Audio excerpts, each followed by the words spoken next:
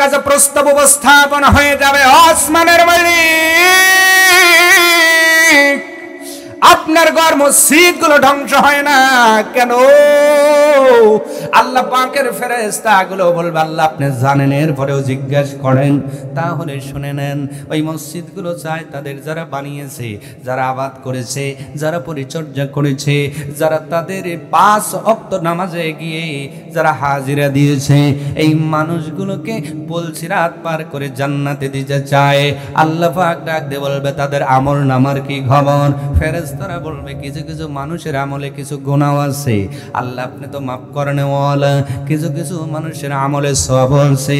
রব্বুল আলামিন ডাক দিয়ে বলবে ও ফেরেশতারা লাআল্লাকুম তুরহামুন।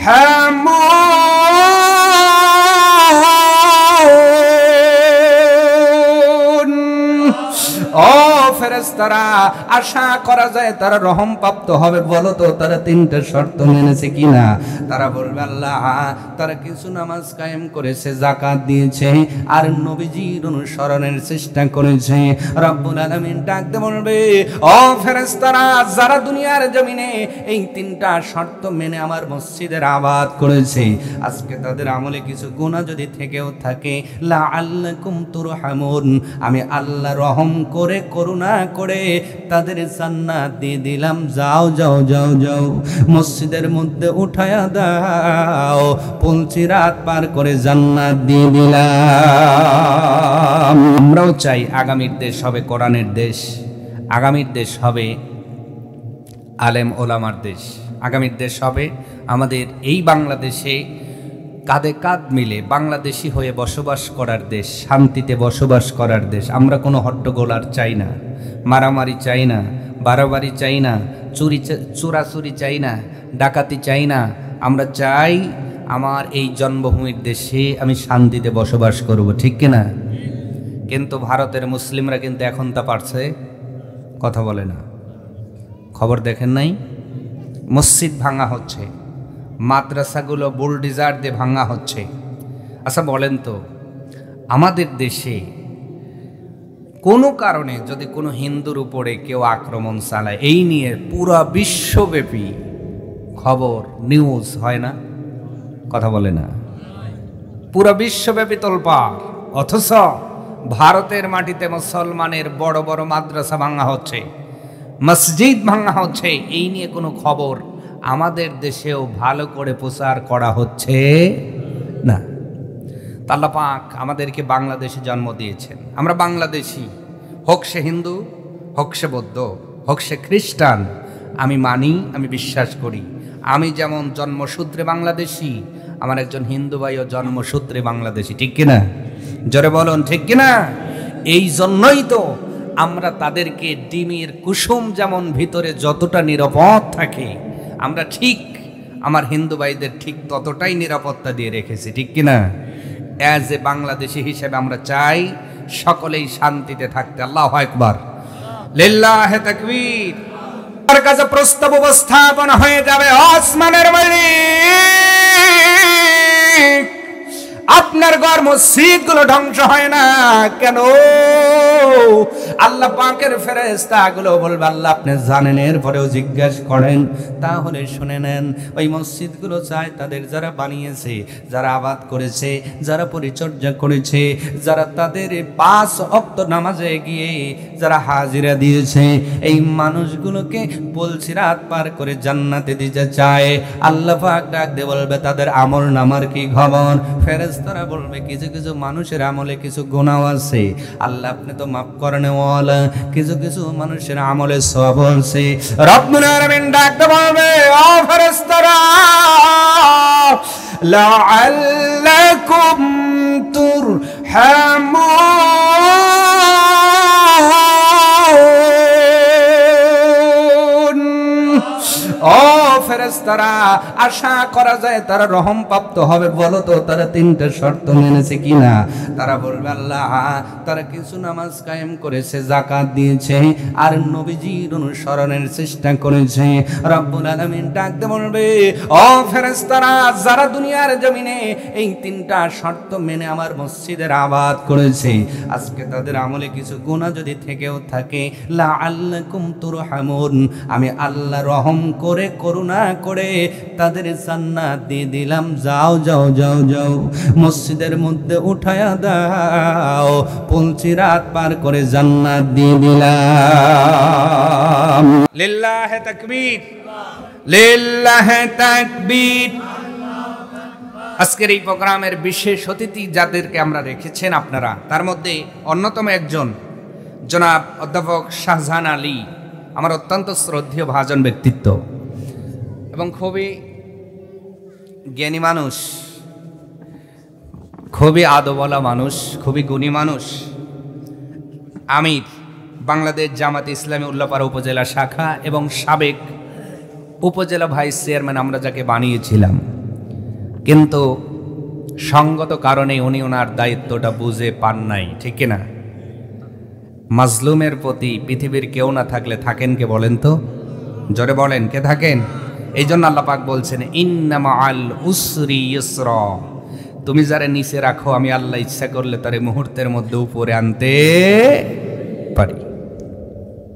কথা বলবেন? ঠিক আছে, আপনি তো যেহেতু উনি আর একটা জালসায় যাবেন, আমাদের তো একটা করে করা লাগে, আর এনাদের ধরেন যে আছেই, এই জন্য আমি তার সময়কে সংক্ষেপ করব না। উনি কিছু কথা বলবেন, আমরা ধৈর্য ধরতে পারবো না ইনশাআল্লাহ। এরপরেই আমরা আলোচনায় ঢুকবো ইনশাআল্লাহ। আল্লাহ পাক যেন আমাদেরকে ধৈর্য নিয়ে বসার তৌফিক দান করেন, বলেন আমিন। আমরা অত্যন্ত সুশৃঙ্খলভাবে ধৈর্য নিয়ে আমাদের আজকের বিশেষ অতিথি জনাব মোহাম্মদ অধ্যাপক শাহজাহান আলী সাহেবের বক্তৃতা শুনবো ইনশাআল্লাহ। এখনই উনি ওনার মহামূল্যবান বক্তব্য প্রদান করবেন। আসসালামু আলাইকুম। জনাব আলহাজ মাওলানা মোহাম্মদ রফিকুল ইসলাম খান সাহেবের অনুপস্থিতিতে জেলার দায়িত্বভার নিয়ে আসছেন রফিকুল ইসলাম সাহেব। আপনার আমল করে দেখান লাগবে আপনি জান্নাতি, ঠিক কিনা? এবার আসুন আমরা আলোচনা করব আজকে পবিত্র কোরআনুল কারীমের 24 নম্বর সূরা। সূরার নাম সূরা আন-নূর। আওয়াজ তুলে বলবেন নামটা কি? আন-নূর বলার সঙ্গে সঙ্গে 50 নেকি আপনার আমলে হয়ে গেছে। সুবহানাল্লাহ বলেন। 24 নম্বর সূরা, সূরার নাম কি? সূরা আন-নূর। এই সূরা আন-নূরের 56 নম্বর আয়াত। যা কথা বলার বলেছেন কে? যারা বলেন কে? এবার আমার কণ্ঠে তো এটা রিপ্লে হবে অল্প সময়ের মধ্যেই। আমরা আলোচনাটা গুছিয়ে আনার চেষ্টা করব ইনশাআল্লাহ। বিসমিল্লাহির রহমানির রহিম।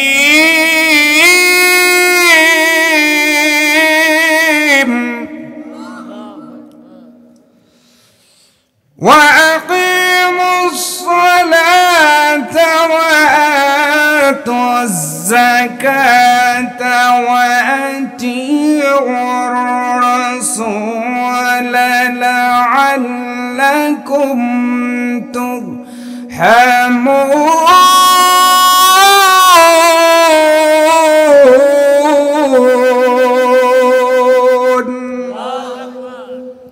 রব্বুল আলামিন বলছেন পৃথিবীর মানুষ শোনো, ওয়া আকিমুস সালাত, এবং নামাজ কায়েম করো, ওয়া আতুজ যাকাত, অতঃপর যাকাত প্রদান করো, ওয়া আতিউর রাসূল, এবং রাসূলের অনুসরণ করো, লাআল্লাকুম তুরহামুন, আশা করা যায় তোমরা তোমাদের রবের রহম পেয়ে যাবা। আশা করা যায় তোমরা রবের অনুগ্রহ প্রাপ্ত হয়ে যাবে। সুবহানাল্লাহ। আল্লাহ রাব্বুল আলামিন কোরআনুল কারীমের ২৪ নম্বর সূরা সূরা আন-নূরের ৫৬ নম্বর আয়াত দ্বারা বুঝালেন পৃথিবীর মানুষ শোনো, যদি কোনো বান্দা বান্দি দুনিয়ার জমিন থেকে আল্লাহর রহম পেতে চায় ৩টা কাজ করা লাগবে। আওয়াজ তুলে আমার সাথে কথা বলবেন, কয়টা? আরো জোরে। ১ নম্বর রব্বুল আলামিন ডিউটি দিলেন, ওয়া আকিমুস সালাহ, নামাজ কায়েম করো, নামাজ কায়েম করো।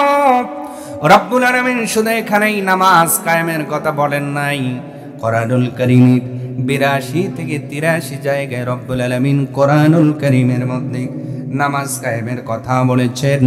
সূরাতুল বাকারার মধ্যেও বলেছেন। বলেন তো বলেছেন কি বলেন নাই? এই একই ভাষায় বলেছেন।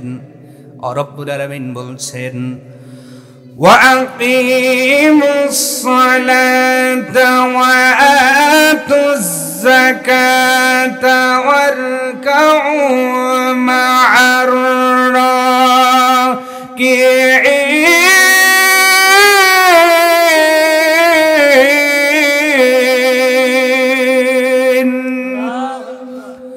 আল্লাহ রাব্বুল আলামিন বলছেন, নামাজ কায়েম করো, যাকাত প্রদান করো এবং রুকুকারীদের সঙ্গে রুকু করো। ভাষাটা পড়ায় এক। এই আয়াতেও আল্লাহ পাক বললেন নামাজ কায়েম করো, যাকাত প্রদান করো, রাসূলের অনুসরণ করো। আর সূরাতুল বাকারার মধ্যে রব্বুল আলামিন বলছেন নামাজ কায়েম করো, যাকাত প্রদান করো এবং রুকুকারীদের সঙ্গে রুকু করো। সুবহানাল্লাহ। ৮২ থেকে ৮৩ জায়গায় নামাজের কথা বলা হলো। শুধু তাই নয়, আপনারা সাজদা হয়ে যাবেন। কোরআনুল কারীমের মধ্যে আল্লাহ রাব্বুল আলামিন যত জায়গায় নামাজের কথা বলেছেন, প্রায় জায়গায় নামাজের পরে বলেন তো যাকাতের কথা আছে না? না, আসতে বলেন কেন? নামাজ আছে যেই জায়গায়, যাকাত আছে। অথচ আজকে অনেকে নামাজ পড়ি কিন্তু যাকাত দেওয়ার বেলায় খেয়াল নাই। কথা বলে না। এই যে রমজান চলে গেল, আমরা অনেকেই সাদাকাতুল ফিতর দিয়েছি আগ্রহ নিয়ে, কারণ এইটা সংখ্যায় কম। ১০০ টাকা ১২০ টাকা দিলেই হয়, এই জন্য আগ্রহ বেশি। কথা কয় না, হুজুর কত করে দেব? ১২০ টাকা। বলে ৫ জন আছি, তাহলে ৬০০ টাকা দাও, সমস্যা? কিন্তু যাকাত দিতে গেলে শতকরা ২.৫ টাকা দেওয়া লাগবে। ১ লক্ষ টাকা আপনার থাকলে ২৫০০ দেওয়া লাগবে। ৩ লক্ষ টাকা থাকলে ৭৫০০ দেওয়া লাগবে। ৪ লক্ষ টাকা থাকলে কয় হাজার? ১০,০০০। কয় হাজার? এই জন্য যাকাত দেওয়ার সময় আমাদের অত খেয়াল থাকে না, ঠিক কিনা? তাহলে আল্লাহর রহম যারা দুনিয়ায় পেতে চায়, ৩টা ডিউটি। ১ নাম্বার নামাজ, নামাজ, নামাজ। ও পৃথিবীর মুসলমান, আল্লাহর নবীর সাহাবী হযরত আনাস রাদিয়াল্লাহু তাআলা আনহু বলেন, পৃথিবীর মানুষ শোনো, নবীজি ঠিক মরণের পূর্ব মুহূর্তে তার সন্তানের কথা বলেন নাই, মেয়ের কথা বলেন নাই, স্ত্রীর কথা বলেন নাই, ভালোবাসার 2টা নাতির কথা বলেন নাই। নবীজি মৃত্যুর ঠিক পূর্ব মুহূর্তে 2টা কথা বলেছেন। নবীজি ডাকতে বলেছেন, আমার উম্মত শোনো, তোমরা নামাজের হেফাজত করো আর অধীনস্থদের প্রতি রহম করো, অধীনস্থর উপরে জুলুম করিও না। আল্লাহর নবী মৃত্যুর পূর্বে হযরত আনাসের বক্তৃতা অনুযায়ী 2টা কথা বলেছেন। 1 নাম্বার নামাজের কথা, 2 নাম্বার হলো রহমের কথা, দয়ার কথা। কারণ যেই বান্দা তার অধীনস্থর উপরে দয়া করে না, আল্লাহ তার উপরে দয়া করবেন। আজকে রাখালের উপরে জুলুম করার লোক আছে না নাই? জোরে আছে না নাই? পাট নিলে তার উপরে জুলুম আছে না নাই? পাট অশীল করে যাওয়া লাগবে, বোঝা পারতেছে না, এটা নিয়েই শেষ করা লাগবে, নাইলে টাকা দিব না। কথা কয় না? জোরে। তার মানে আপনি ইহসান করতে পারেন নাই, রহম করতে পারেন নাই। ও পৃথিবীর মানুষ, তার মানে আপনি যেমন একটা বাড়ির নেতা হওয়ার পরে আপনার অধীনস্থর উপরে জুলুম করলে আল্লাহ সহ্য করতে পারেন না। একজন মেম্বারও ওই ওয়ার্ডের হলো নেতা, ওই পরিবারের হলো লিডার, ওই মেম্বার যদি তার অধীনস্থের উপরে দয়া না করে, রব্বুল আলামিন তার উপরে দয়া করবেন না। একজন চেয়ারম্যান হলো ইউনিয়নের লিডার, উনি যদি ওনার সকল প্রজার উপরে রহম না করেন, ইউকাল না করেন, সমান সমান না করেন, রব্বুল আলামিন তার উপরেও দয়া করবেন না। একজন এমপি হলো একটা আসনের লিডার, ওই আসনের হলো উনি, ওই আসন হলো পরিবার, আর ওই পরিবারের হলো লিডার। প্রত্যেকটা প্রজার উপরে যদি উনি দয়া সমান না করতে পারেন, রব্বুল আলামিনের দয়া তার জন্য কিয়ামতে বাজেট হবে না। এই জন্য নবীজির শেষ বক্তব্য ছিল দুইটা, একটা হলো নামাজ, আর একটা হলো তোমরা অধীনস্থর উপরে অত্যাচার করো না, জুলুম করো না, ক্ষমতা পেয়েই হাম হয়ে যায়ও না, আর সকলকেই ঘরের খাম বানায়া দিও না।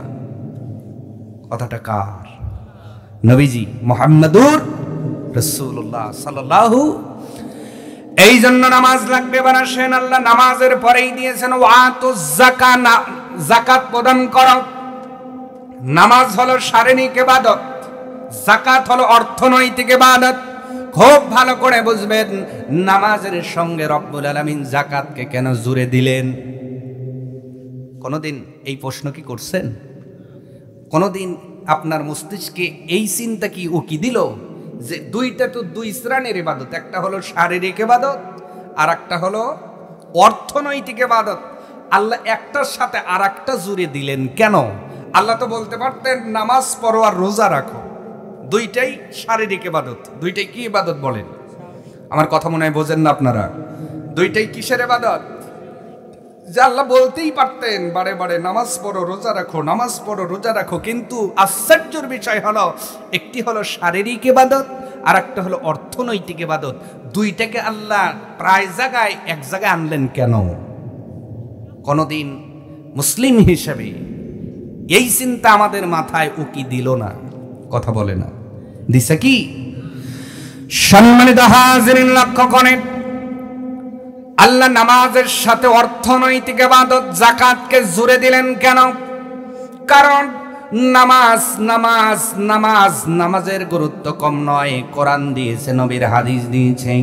শুধু তাই নয়, পৃথিবীর মানুষ শোনো, সর্বপ্রথম কিয়ামতের দিন মানুষের পক্ষ থেকে যেই হিসাবটা গ্রহণ করা হবে সেই হিসাবের নাম হলো নামাজের হিসাব। ঠিক ঠিক কিনা? এই ইবাদতের সঙ্গে গুরুত্বপূর্ণ অর্থনৈতিক ইবাদত আল্লাহ কেন জুড়ে দিলেন? কারণ নামাজের ভিতরে বাহিরে ফরজ আছে 13টা, তার ভিতরে অন্যতম একটি ফরজ, অন্যতম একটি আবশ্যক বিষয় হলো খাবার পাক। কি পাক? খাবার পাক না শরীর পাক? তো ও লোকমা দেন না তো, আপনারা কি ঘুম আইছে? এই জন্য একটু টেস্ট করলাম। কি পাক? জোরে বলেন। তার মানে আমরা মুখ দিয়ে যেটা খাই ওইটা দিয়েই তো রক্ত হয়। তার মানে খাবার যার পবিত্র, রুজি যার পবিত্র, তার শরীর পবিত্র। আর রুজি তার যার অপবিত্র, তার দেহটাও, কথা কয় না। গরু হালাল খাবার খায়, এই জন্য জবা করে খাওয়া যায়।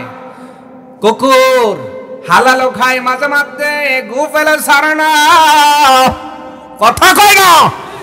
শুকর ভালো ভালো খাবার খায়, মাঝে মধ্যে হারামও খায়, এই জন্য ওইটা জবা করে খাওয়া যায় না। পৃথিবীর মানুষ, তার মানে প্রমাণ হলো যার খাবার হালাল তাকে হালাল বলা হয়, যার খাবার অবৈধ হালাল নয়, ওই মানুষ অথবা জীব জানোয়ারের ওই দেহটাও অপবিত্র হয়ে যায়। আল্লাহ রাব্বুল আলামিন বলেন, বান্দারে নামাজের সাথে যাকাতটা জুড়ে দেওয়ার অর্থ হলো তোমার সম্পদ পবিত্র কিনা এইটা লক্ষ্য করো, এইটাকে দেখো। কারণ তুমি যেই সম্পদ থেকে খাবার খাইতেছ, এই সম্পদই যদি তোমার হালাল না হয়, যত বড় মসজিদে নামাজ পড়ো না কেন, আল্লাহর খানায় কাবার মধ্যে নামাজ পড়লেও ওই নামাজ রব্বুল আলামিনের কাছে কবুল হওয়ার কোনো গ্যারান্টি। এই জন্য নামাজ আছে যেই জায়গায়, যাকাত আছে। ও বান্দা, নামাজ পড়ো আর যাকাত দিয়ে তোমার সম্পদকে পরিশুদ্ধ করো, পবিত্র করো, পবিত্র করো। যাকাত দিলে সম্পদ পবিত্র হয়। নবীজি বলেন, মানুষের সব সম্পদের মধ্যে যদি যাকাতের 1 পয়সা বেঁচে যায়, সমস্ত সম্পদ যিনি হারাম করে দেন, আওয়াজ তুলে বলেন তিনি কে? দিছেন তো? যাকাত দিছে? এক বালতি দুধ দহন করলেন, কয় বালতি? 20 লিটারের বালতি, মানে 8 মণ দুধ। কয় মণ? 8 মণ দুধ দহন করার পরে আমি যদি আপনারে দেখাইয়া ওই দুধের মধ্যে 1 ফোঁটা সোনা দেই, আপনি খাবেন? পান করবেন ওইটা? কেন করবেন না? কারণ দুধ যদিও 20 লিটার হয়, ওর মধ্যে 1 ফোঁটা সোনাই তাকে নাপাক করার জন্য যথেষ্ট। 20 লিটার দুধের মধ্যে 1 ফোঁটা সোনা গেলে যেমন সমস্ত দুধ নাপাক হয়ে যায়, তোমার 1 কোটি সম্পদের মধ্যে যদি কিঞ্চিত পরিমাণ যাকাতের টাকা অবশিষ্ট থাকে, মনে রেখে দিও, ওই টাকায় বয়েল ডিম, ইলিশ মাছ, গরুর গোস্ত সাটাইতেছ, নামাজ কবুল হবে। আর আস্তে পিছনের বাইরে জোরে বলেন, হবে। এই জন্য তো আমরা এখন বলি রব্বানা, আল্লাহ কয় শুনলাম না তোর খাবারে ভেজাল আছে, অথচ আপনি কষ্ট করে হালাল উপার্জন করেছেন, আপনি কোনো সুদ ঘুষ খান নাই, আপনি মানুষকে ঠকান নাই, আইলো ঠেলেন নাই, কিন্তু শুধু যাকাত না দেওয়ার কারণে হালাল ভাবে উপার্জনটাও হারাম হয়ে গেছে। অনেকে এটা খেয়ালই নাই, হুঁশই নাই।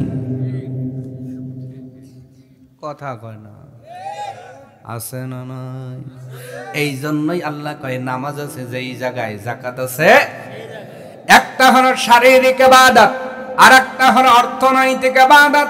দুইটা একসাথে জুড়ে দেওয়ার, কানেকশন দেওয়ার একটি অন্যতম কারণ রব্বুল আলামিন বলে, বান্দারে যেই খাবারটা খেয়ে তুমি মসজিদে যাও, যেই খাবারটা খেয়ে ঈদগাহে যাও, যেই খাবারটা খেয়ে তুমি তাহাজ্জুদে দাঁড়াও, যেই খাবারটা খেয়ে তুমি জুমার দিনে নামাজে যাও, ও বান্দা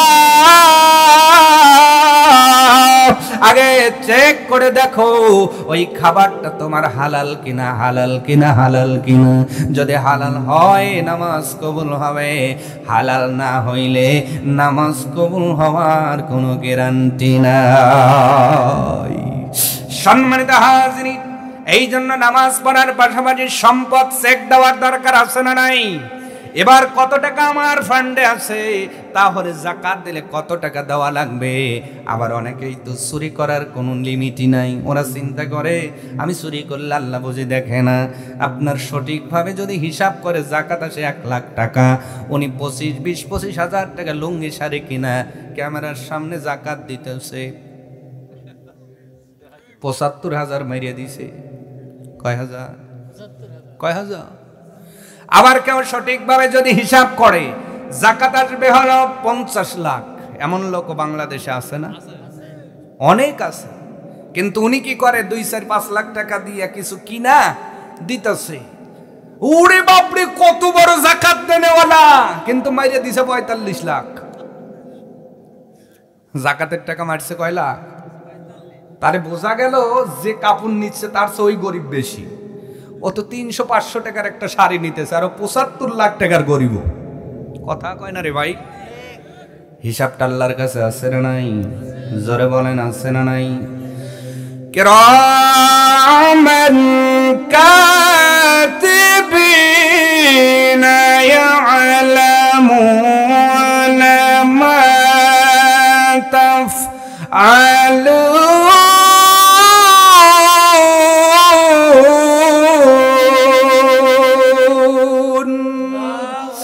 রব্বুল আলামিন বলে, 2 কান্দে 2 জন রাইটার দিয়েছি। ও বান্দা, রাতের আধারে দিনের বেলায় যখনই অপরাধ করো না কেন, যাই করো না কেন, এটা লেখার জন্য আমি রব্বুল আলামিন তোমার কান্দে 2 জন সম্মানিত রাইটার নামায় দিয়েছি।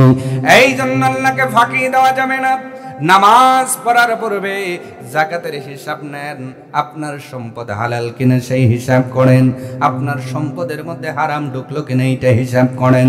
তার মানে যার হালাল রুজি আছে, অল্প ইবাদতেই নাজাত পাওয়ার সম্ভাবনা আছে। যার রুজি হালাল নাই, গাদা গাদা আমল করেও নাজাত পাওয়ার সম্ভাবনা নাই। আবার মেরে বানাসেন, রহম পাওয়ার, আল্লাহ পাকের রহম পাওয়ার কয়টা নীতি? জোরে বললাম 2টা। 1 নম্বর নামাজ, 2 নম্বর যাকাত। তিন নাম্বার রব্বুল আলামিন বলেন ওয়া আতিউর রাসূল, ও বান্দা তোমরা যদি তোমার রবের রহম পেতে চাও তাহলে দুনিয়ার জমিনে রাসূলের অনুসরণ করো। কার অনুসরণ? জোরে বলেন। রাসূলের অনুসরণ করার দরকার আছে না নাই? আছে না নাই? রাসূলের অনুসরণ করে শুধু মিষ্টি খাওয়ার সময় যে হুজুর আমি কত বড় অনুসারী, আবার শুক্রবারে মসজিদে যাওয়ার সময় টুপি একটা লাগাই, এইটা নবীজির অনুসরণ। মাঝে মাঝে পাঞ্জাবি গায়ে দেই, এইটা নবীর অনুসরণ। আবার ভাইয়েরা, আবার মাঝে মাঝে সিস্টেম করে দাড়ি রাখি, এমন সিস্টেমের দাড়ি রাখার লোক আছে না নাই? কথা বলে না। আজকে আমাদের মুসলমানদের যুবকের মধ্যে দেখবেন আজ থেকে 10 বছর আগেও শেভ করার টেন্ডেন্সি ছিল, কিন্তু গত 10 বছর থেকে ওই যে তামিলের হিরোকে দেখা, হলিউডের হিরো দেখা, বলিউডের হিরো দেখা, এই হিরোদের অনুসরণ করে এখন দেখবেন কি মজার একটা দাড়ির কাট দিছে। এই জায়গায় সস্তে সস্তে সস্তে সস্তে এই জায়গায় না গোটা দি কথা গনা আছে না নাই?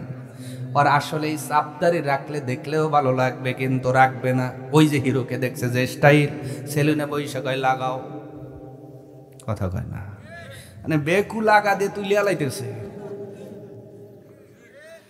এরা কয় আমরা নবীকে অনুসরণ করছে, ওদের দাড়ি আছে, তার মানে আমরা হলাম সুবিধাবাদী মুসলমান। যেই জায়গায় যতটুকু দরকার, যতটুকু মানলে আমার পক্ষে যায় ঠিক ততটুকু নবীকে অনুসরণ করি। কিন্তু নবীজি ডাক দিয়ে বলেন না না, এরকম অনুসরণ করে আমার নাজাত পাওয়া যাবে না। আল্লাহ রাব্বুল আলামিন বলছেন, ও বান্দা বান্দি, যদি আমার রহম তোমরা পেতে চাও, তৃতীয় নাম্বার আমার রাসূলের অনুসরণ করো।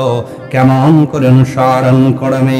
তোমার মাথা থেকে পা পর্যন্ত আপাত মস্তক থেকে শুরু করে তোমার সাংসারিক জীবন, তোমার সামাজিক জীবন, রাষ্ট্রীয় জীবন, যে যে জায়গায় আছো প্রত্যেকটা জায়গায় প্রত্যেকটা সেক্টরে নবীজির অনুসরণ করবে যারা, আমার রবের রহম পাবে।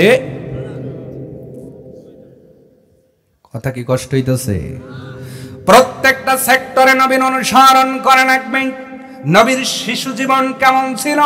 যদি শিশুগুলো এমন মানতে পারো এই শিশুটা এলাকার শ্রেষ্ঠ শিশু হয়ে যাবে, সুবহানাল্লাহ। নবীজির শৈশব কৈশোর, যদি কোনো কিশোর যুবক নবীজির কিশোর জীবনকে ফলো করতে পারে, ওই কিশোরটা এলাকার শ্রেষ্ঠ কিশোর হয়ে যাবে। যদি কোনো যুবক নবীজির জীবনটাকে অনুসরণ করতে পারে, ওই যুবকটা এলাকার শ্রেষ্ঠ যুবকে পরিগণিত হয়ে যাবে। যদি কোনো স্বামী নবীজির স্বামী নীতিগুলো অনুসরণ করতে পারে, ওই স্বামীটা শ্রেষ্ঠ স্বামী হয়ে যাবে। আল্লাহু আকবার। যদি কোনো বাবা নবীজির বাবার রুলস গুলো, নবীজি কেমন বাবা ছিলেন, এই নিয়মগুলো ফলো করতে পারে, ওই বাবাটা দুনিয়ার শ্রেষ্ঠ বাবা হয়ে যাবে। যদি কোনো নানা নবীজির নানার সেই রুলস গুলো ফলো করে, উনি শ্রেষ্ঠ নানা হয়ে যাবেন। দুনিয়ার জমিনে যদি কোনো লিডার, যদি কোনো শাসক নেতা হওয়ার পরে কি কি করা লাগবে, নবী মদিনায় যাওয়ার পরে, মদিনার শাসক হওয়ার পরে কি কি নিয়ম মেনেছিলেন, এই নিয়মগুলো যদি কোনো লিডার ফলো করতে পারে, ওই লিডার হবে দুনিয়ার শ্রেষ্ঠ নেতা। জোরে বলেন সুবহানাল্লাহ। তার মানে নবীজির প্রত্যেকটা জীবন মানবে যারা, ধন্য হবে তারা। সুবহানাল্লাহ কোন নবীকে আমরা কেমন মানি আর সাহাবীরা কেমন করে মেনেছেন, আসেন এবার দেখব। অল্প সময়ের মধ্যে আমি কয়েকজন সাহাবীর কথা আপনাদের তুলে ধরব। দেখেন তো তাদের নিয়ম আর আপনার নিয়ম মানে কিনা। সাহাবীরা কেমন করে মানলেন, কেমন করে অনুসরণ করলেন, আর আমি আপনি কেমন করে অনুসরণ করি। সম্মানিত হাজিরিন, উহুদের যুদ্ধের কথা আপনাদের মনে আছে না নাই? ওয়াতিউর রাসূল, রাসূলের অনুসরণ কাকে বলে এটা বুঝাইতেছি। এটা বুঝাই আজকে আমরা আলোচনা শেষ করব ইনশাআল্লাহ। কষ্ট হবে কি আপনাদের? উহুদের যুদ্ধের কথা মনে আছে নিশ্চয়ই আপনাদের, আছে না? কিছু শুনেছেন অথবা কিছু শোনেন নাই, কিছু জেনেছেন অথবা কিছু জানা হয় নাই। আমি আপনাদের এখানে নাম ধরে ধরে বলবো সাহাবীদের, খুব ভালো করে বুঝবেন। যাদের জীবন আপনারা নামাজের মধ্যে চান, সিরাতাল্লাযীনা আন'আমতা আলাইহিম, আল্লাহ আপনি তাদের জীবন আমাদের দান করেন, তাদের মতো করে আমাদের বানান যারা আপনার বড় নিয়ামত প্রাপ্ত বান্দা ছিল। তার মানে আপনারা বোঝায়, ও মালিক, ও মালিক, নবীজির সাহাবীরা যেই পথে চলে দুনিয়া থেকে জান্নাতের সার্টিফিকেট পেয়েছিল, আপনি তা আমাদেরকে সেই পথে পরিচালনা করেন। তার মানে সাহাবীদের মতো করে জীবন আমাদের গড়ার দরকার আছে না নাই? যদি তাদের পথে চলতে চাই, তাদের মতো করে জীবন গড়ার দরকার আছে না নাই? আমার মায়েরা, খুব অল্প সময়ের মধ্যে বলবো, উহুদের প্রান্তরে চলে গেলেন। পথে মধ্যে আব্দুল্লাহ ইবনে উবাই 300-350 জন নিয়ে উনি চলে গেলেন, ভেগে গেলেন। আপনার পেছে থাকলো যেই কয়জন, এদেরকে নবী উহুদের প্রান্তরে চলে গেলেন।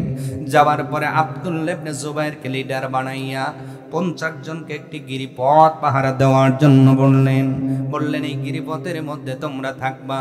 নবীজি ডাকতে বললেন, ওয়াতিমুর রাসূল, নবীকে অনুসরণ করে বলে নবীজি ডাকতে বললেন, ও আব্দুল্লাহ ইবনে জুবাইর, তোমার এই 49 জন অধীনস্থদের বলে দিও, যদি তোমরা দেখো উহুদের প্রান্তরে মুসলমানদের শরীর সিলে ঠোকরায় খাচ্ছে, এরপরেও যেন এই মানুষ তোমরা যেন এই গিরিপথ ছেড়ে না যাও।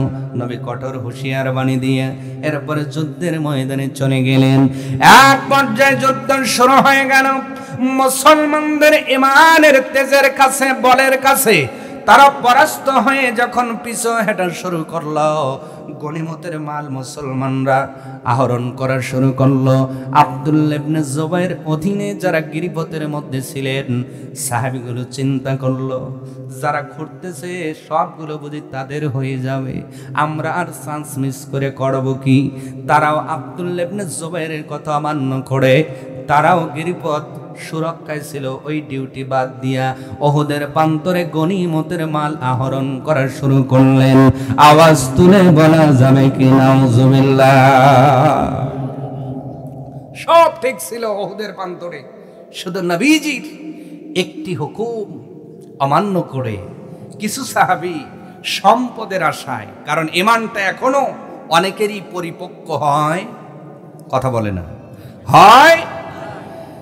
আমাদের মধ্যে এমন লোক আছে যাদের টাকার কাছে ঈমান বিক্রি হয়ে যায়, আছে না নাই? কথা বলা লাগবে। এখন যদি 5 টাকার চা খাওয়াই আমার পক্ষে, সকালবেলা আর একজন খাওয়াইলে আর একজনের পক্ষে, আমাদের ঈমান তো এখন 1000 টাকার দাম নাই। লাল চার কাছে অনেকের ঈমান বিক্রি হয়ে যায়, কথা বলতে হবে। তার মানে অর্থই অনর্থের মূল অনেক সময় হয়ে যায়। এই জন্যই তো আল্লাহ রাব্বুল আলামিন বলছেন, ও ঈমানদারেরা, ইয়া আইয়ুহাল্লাযীনা আমানু লা তুলহিকুম আমওয়ালুকুম ওয়ালা আওলাদুকুম আন যিকরিল্লাহ। আল্লাহ রাব্বুল আলামিন বলছেন, ঈমানদারেরা শোনো, তোমাদের সন্তান আর তোমাদের সম্পদ আল্লাহর স্মরণ থেকে তোমাদের যেন গাফিল না করে, তোমাদের যেন সরায় না নিয়ে যায়। তার মানে আল্লাহও জানেন, আল্লাহ বুঝিয়েছেন, মানুষ 2টা কারণে আল্লাহর স্মরণ থেকে গাফিল হয়। 1 নাম্বার কারণ হলো সম্পদের কারণ, 2 নাম্বার হলো সন্তানের উজ্জ্বল ভবিষ্যতের চিন্তা। এই 2টা কারণে অনেক মানুষ আল্লাহর হুকুম ভুলে যায়। আসতে বলে, আরো জোরে, জোর হলো না। আগামীকাল কি বার জানো? কিবার? জুমাবার। কিবার? জুমাবার আসার পর আল্লাহ হুকুম দিয়ে বলছেন, ফাসআউ ইলা যিকরিল্লাহ ওয়া যারুল বাই, তাড়াহুড়া করো আল্লাহর স্মরণে, আর বেচা কেনা দুনিয়াবি চিন্তাগুলো বাদ দিয়ে দাও। কিন্তু আমার চিন্তা হলো, আল্লাহ একটা বেটা দিছে, আমি মরে যাওয়ার পরে কি খাবে, এই চিন্তা মাথায় ঢুকছে। এই জন্য জুমার দিনে আজান হয়, এরপরেও আমি গরু জাফাই। কথা না কইলে মোনাজাত দেব আমি, জোরে জুমার দিন আজান হয়, এরপরে বিড়িনিরাই কথা কয় না, আজান হয়ে যাচ্ছে এরপরেও দোকানদারি করে। তার মানে চিন্তা হলো আমি আমার ছেলের জন্য 1 কোটি টাকার সম্পদ রেখে যাব, এর কারণে আমি সময় মতো মসজিদে হাজিরা দিতে পারি না। আবার টাকার কারণে, সম্পদের কারণে আমি সন্তানের কারণে আল্লাহর শরণ থেকে গাফিল হয়ে গেলাম। আল্লাহ এটাই বলেছেন, ইমানদারের ইমান আনার পরে সন্তান আর সম্পদের কারণে আল্লাহর শরণ থেকে গাফিল হয়ে যায় না। ওই গিরিপথ ওনারা ছেড়ে দিলেন।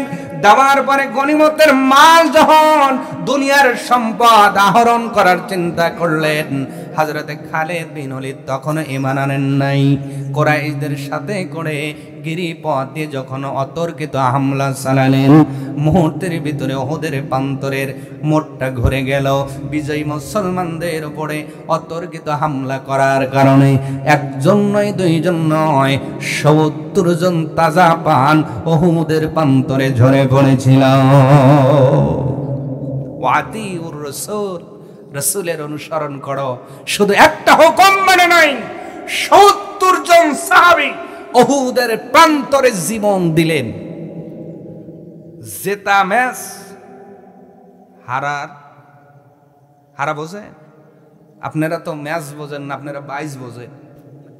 কথা কয় না হুজুর, আমরা ম্যাচ খুব কম বুঝি, কিন্তু এলাকায় পানি আসে আমরা 22 খুব ভালো বুঝি। মানে একটা নৌকা ধরেন, 1 নৌকা আগে আছে, কিন্তু বাইজেল যায় মনে করছে আমরা তো পারেই যাব, টান দিছে ঢিল।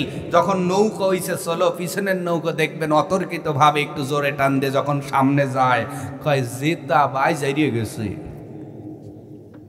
কারণ হলো ওরা সময় থাকতে সময়ের দাম দেয়। সম্মানিত হাজিরিন, সম্পূর্ণ ঘটনা যখন ঘুরে গেল, 70 জন তাজা প্রাণ উহুদের প্রান্তরে ঝরে পড়লেন। নবীজির সাহাবীরা বিদায় হয়ে গেলেন। শুধু বিদায় নয় রে, নবীজির সামনে যখন কাফেররা, বেঈমানেরা, মুশরিকরা নবীজি আক্রমণ করার জন্য নবীজির দিকে অগ্রসর হচ্ছিলেন, নবীজি ডাক দিয়ে বললেন, কে কোথায় আছো? তোমরা প্রতিরোধ গড়ে তোলো, তোমরা প্রতিরোধ গড়ে তোলো। যারা আজকে আমি নবীজিকে আমাকে বাঁচানোর জন্য প্রতিরোধ গড়ে তুলবা, আমি নবী ঘোষণা দিলাম রে, জান্নাতের ভিতরে আমি নবীর প্রতিবেশী হয়ে যাবা। মুহূর্তের ভিতরে লক্ষ্য করবেন, 7 জন আনসার সাহাবী চলে আসলেন নবীজিকে মানব পাসিরের মতো রক্ষা করবার জন্য। উনি দাঁড়িয়ে গেলেন, বলেন তো যেই 7 জন নবীজিকে পাসিরের মতো নবীজিকে রক্ষা করবার জন্য নবীজির সামনে এসে দাঁড়িয়েছিলেন, তাদের পরিবার ছিল কি ছিল না? খুব ভালো করে বুঝবেন, ছিল কি ছিল না? তাদের সন্তান ছিল কি ছিল না? তারা জানতো এখানে দাঁড়ানে তরবারির আঘাতে, পাথরের আঘাতে নিজের জীবনটা শেষ হয়ে যাবে। জীবনে কোনোদিন স্ত্রীর কাছে আর যেতে পারবো না, জীবনে কোনোদিন সন্তানকে আর কোলে নিতে পারবো না, জীবনে কোনোদিন আর বাবা মার কাছে ফিরে যেতে পারবো না। এরপরেও নবীজির সামনে যখন দাঁড়িয়ে গিয়েছেন, একে একে কাফেরের আঘাতে 7 জন আনসার সাহাবী দুনিয়ার জীবন থেকে বিদায় হয়ে বুঝাইলেন পৃথিবীর মানুষ, নবী যখন ডাক দিয়েছে জীবন যেতে পারে, নবীর হুকুম অমান্য করার কোনো ক্ষমতা মুসলমানের নাই। ওয়াতিউর রাসূল, রাসূলের অনুসরণ করো, জীবন যেতে পারে, হুকুম কখনো অমান্য করা যাবে। এটার নাম হলো আতিউর রাসূল। 7 জন সাহাবী বিদায় হয়ে গেলেন, তাজা প্রাণ ঝরে গেল। এরপরেও তারা আক্রমণ চালাচ্ছে। নবীজির চেহারা মোবারক লক্ষ্য করে উতবা ইবনে আবু ওয়াক্কাস, যিনি হলো সাদ ইবনে আবু ওয়াক্কাসের আপন ভাই, এক ভাই ঈমান এনেছেন আর এক ভাই এখনো ঈমান আনেন নাই। এই উতবা ইবনে আবু ওয়াক্কাস নবীজির চেহারা মোবারক লক্ষ্য করে পাথর মারলেন। এই পাথরের আঘাতে নবীজির পাটি নড়ে গেল, 2টা দাঁত উহুদের ময়দানে পড়ে গিয়েছে। হযরতে সাদ বিন আবি ওয়াক্কাস বলতেছেন, পৃথিবীর মানুষ শোনো, আমার নিজের আপন মায়ের পেটের ভাই হলে কি হবে, আমি যখন শুনতে পাইলাম আমার নিজের ভাই নবীজির চেহারা মোবারকের উপরে পাথর মেরে দন্দান মোবারক শহীদ করে দিয়েছেন, আমি সাদ বিন আবি ওয়াক্কাস ওই দিন আমার আপন ভাইকে হত্যা করার জন্য যতটা উৎসাহিত হয়েছিলাম, আমার জীবনে কোনো মানুষকে হত্যা করার জন্য এতটা পাগল পারা হই নাই। এর নাম হলো নবীর অনুসরণ, নবীর ভালোবাসা। সুবহানাল্লাহ হবে না? আপন ভাইকে হত্যা করার জন্য উনি পাগল পারা হয়েছেন শুধু নবীকে আঘাত করেছে বলে। আল্লাহু আকবার। এই জন্যই তো নবী হাদিসের মধ্যে বর্ণনা করেন, লা ইউমিনু আহাদুকুম হাত্তা আকুনা হাব্বা ইলাইহি মিন ওয়ালিদিহি ওয়া ওয়ালাদিহি ওয়ান নাসি আজমাইন। আমার উম্মত শোনো, তোমার সন্তান সন্ততি মা বাবা পৃথিবীর সব মানুষের চাইতে যত সময় পর্যন্ত নবীজিকে বেশি মহব্বত না দেখাতে পারবা তত সময় পর্যন্ত পূর্ণ ইমানদার হওয়া যাবে। তার মানে মুসলমানের কাছে ভাইয়ের চাইতে নবী আপন, ঠিক কিনা? আরো আস্তে, আরো আস্তে। আপনার ভাইকে কেউ যদি এই বাজারে গালি দেয় ঠিক থাকে? কাঁচা দিয়ে মুইটে বা সাথে নিয়ে তারা ধরছে, আমার বাইক বলি এত বড় সাহস, অথচ ওই মানুষের সামনে আজকে নবীকে গালি দেওয়া হয়। মানুষ কাঁচা দেওয়া দূরের কথা, মুখ দিয়ে প্রতিবাদ পর্যন্ত করতে পারে না, কথা বলে না। এমন লোক আছে না নাই? আমার মা বাবাকে কেউ গালি দিলে আমি সইতে পারি না, ঠিক কিনা বলেন? আমার সন্তানকে কেউ আঘাত করলে আমি সইতে পারি না, কিন্তু নবীজি ডাক দিয়ে বলেছেন তোমার এই মহাব্বতের মানুষগুলোর চাইতে যত সময় পর্যন্ত আমি নবীর মহাব্বত কলিজার মধ্যে বেশি বসাইতে না পারবা তত সময় পর্যন্ত পূর্ণ ইমানদার হওয়া যাবে না, পূর্ণ মুমিন হওয়া যাবে না। আমার ভাইরা, উতবা ইবনে আবু ওয়াক্কাস সাদ বিন আবি ওয়াক্কাসের আপন ভাই নবীজির সাহাবী বলতেছেন, আমি যখন কানের মধ্যে খবর পাইলাম আমার ভাই আপন ভাই নবীজিকে আঘাত করেছে, আমার আপন ভাইকে হত্যা করার জন্য পাগল পারা হয়ে গেলাম। এতটাই পাগল পারা হয়েছিলাম পরবর্তী জীবনে অন্য কোনো মানুষকে হত্যা করার জন্য এত পাগল পারা হই নাই। নবীজির দন্দন মোবারক শহীদ লক্ষ্য করেন। কি শহীদ? যেই দাঁত ভেঙেছিল বলে ওয়াইস কুরুনি নামে একজন পাগলের কথা আপনারা শুনছেন? হ্যাঁ, সাহাবী আবু বকর ওমর যায় দেখে ওয়াইস কুরুনের একটা দাঁতও নাই। সুবহানাল্লাহ বলবেন না? কয়টা দাঁত মানুষের হয়? জোরে বলেন কয়টা?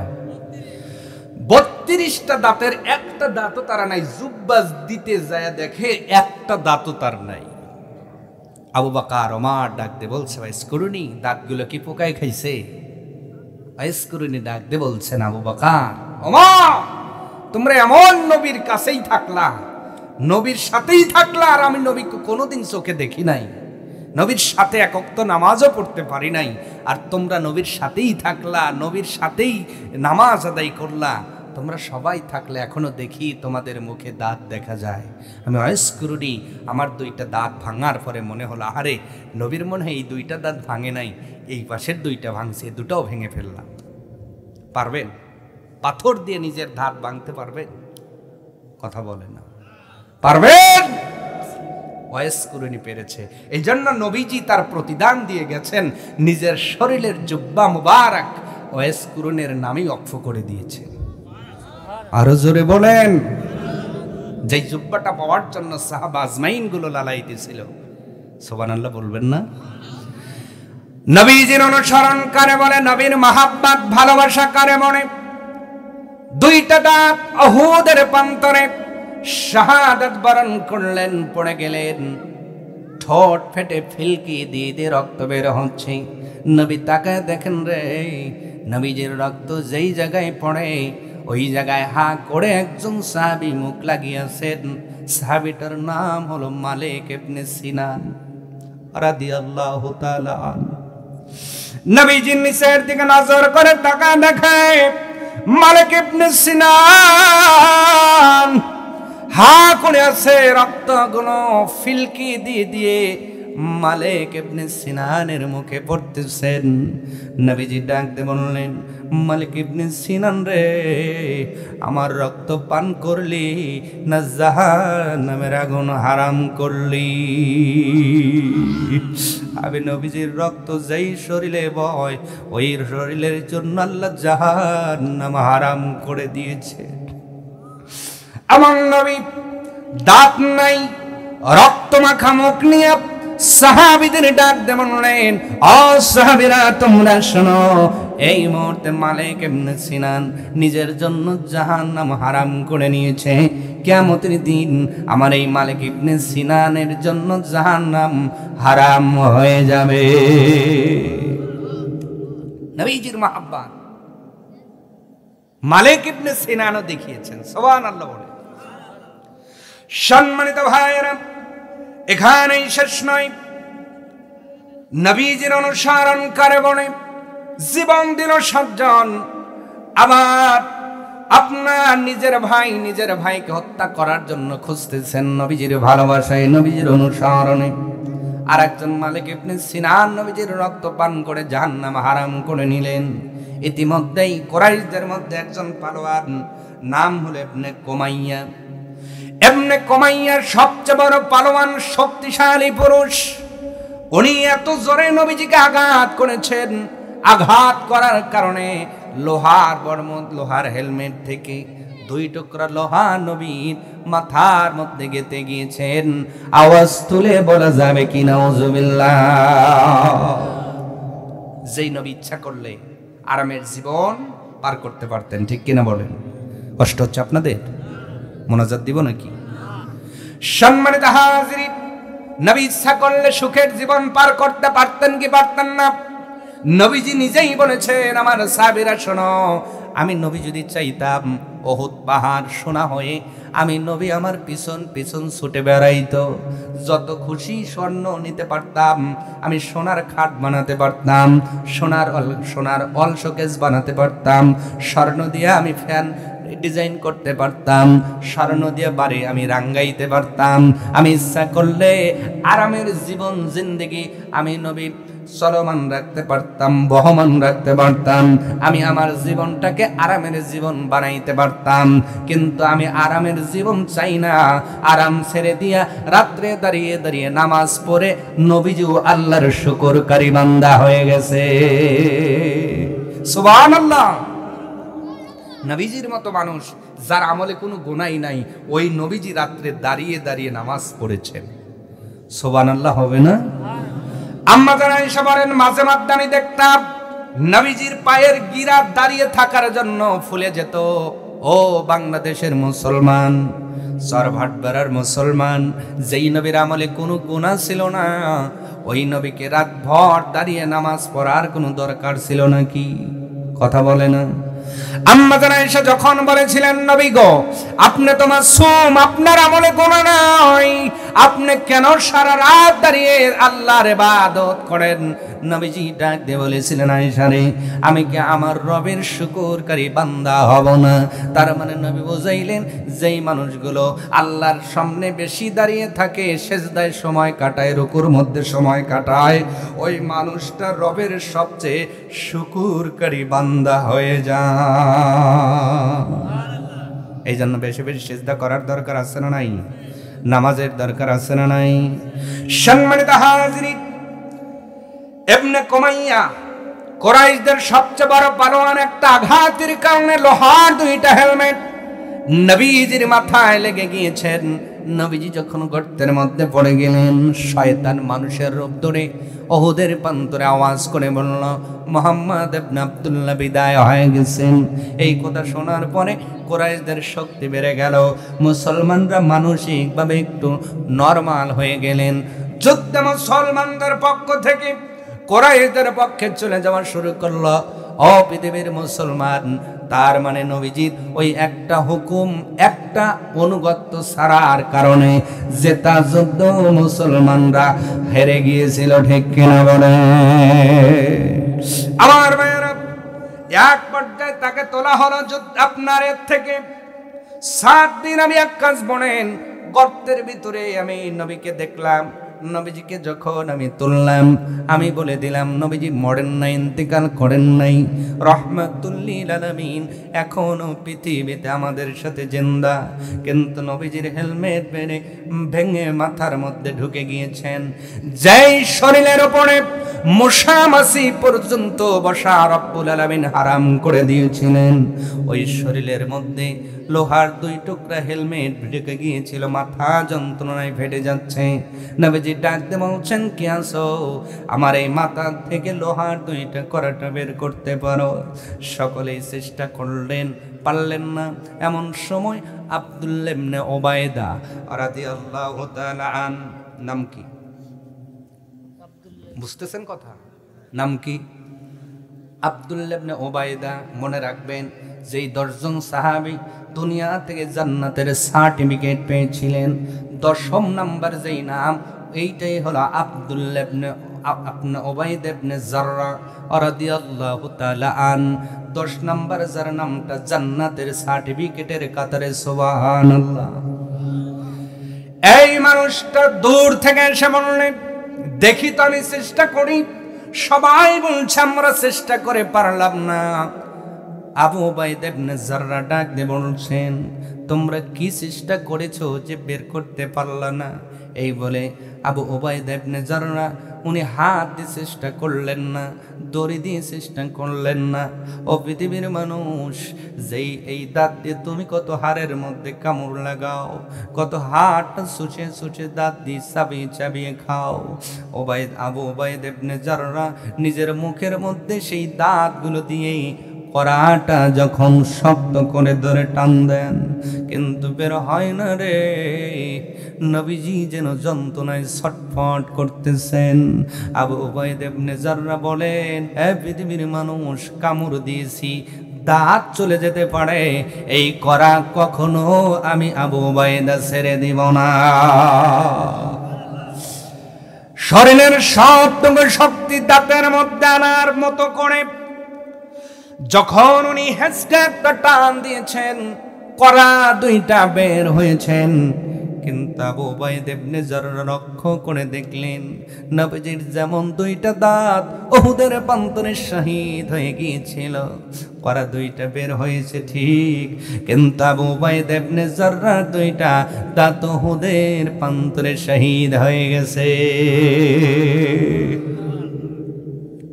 এর নাম হলো আতিউর রাসূল, রাসূলের অনুসরণ, রাসূলের ভালোবাসা, রাসূলের মহব্বত। কেউ জীবন দিয়ে সাহাবীরা প্রমাণ করছেন, কেউ নবীজির রক্ত জমিনে পড়তে দেন নাই, কেউ নিজের দাঁত দিয়ে দিয়েছেন। নবীর কষ্ট তারা সইতে পারে, সুবহানাল্লাহ হবে না? সম্মানিত ভাইয়েরা, 2টা দাঁত ওনার পড়ে গেলেন। নবীজি উঠলেন, ওঠার পরে দেখলেন আবু উবাইদা ইবনে জাররার 2টা দাঁত নাই। নবীজি যন্ত্রণায় কষ্ট করছেন, এরপরেও বলছেন, আমার সাহাবীরা শোনো, আমার আবু উবাইদা ইবনে জাররা আজকে 2টা দাঁত আমার জন্য উহুদের প্রান্তরে ফেলে দিল। আমি নবী ঘোষণা দিলাম রে, কিয়ামতের দিন আল্লাহ এমন 2টা দাঁত ওর ফের করে দিবে মুখের ভিতরে, কিয়ামতের দিন হাসি দেওয়ার কারণে 2টা দাঁত তার জ্বলজ্বল করবে। আওয়াজ তুলে বলা যায় না সুবহানাল্লাহ, আল্লাহু আকবার। এমন 2টা দাঁত আল্লাহ তাকে গিফট করবে, সুবহানাল্লাহ। নবীজি বলছেন, কিয়ামতের দিন আমার আবু উবাইদা ইবনে জাররা যখন হাসি দিবে, তার হাসির কারণে এই দাঁত 2টা বের হলে জ্বলজ্বল করবে, সুবহানাল্লাহ। আমার ভাইয়েরা, এবার নবীজি কষ্ট হচ্ছে, কাফেরের আক্রমণ ধীরে ধীরে আনতেছেন। নবীজি এবার পাহাড়ের চূড়ার উপরে উঠবেন। বলেন তো, রক্ত বের হলে শরীরটা কষ্ট লাগে কি লাগে না? দুর্বল হয় কি হয় না? নবীজির শরীর মোবারক দুর্বল হয়ে গেছেন, উনি পাহাড়ের উপরে উঠবেন কিন্তু পারেন না।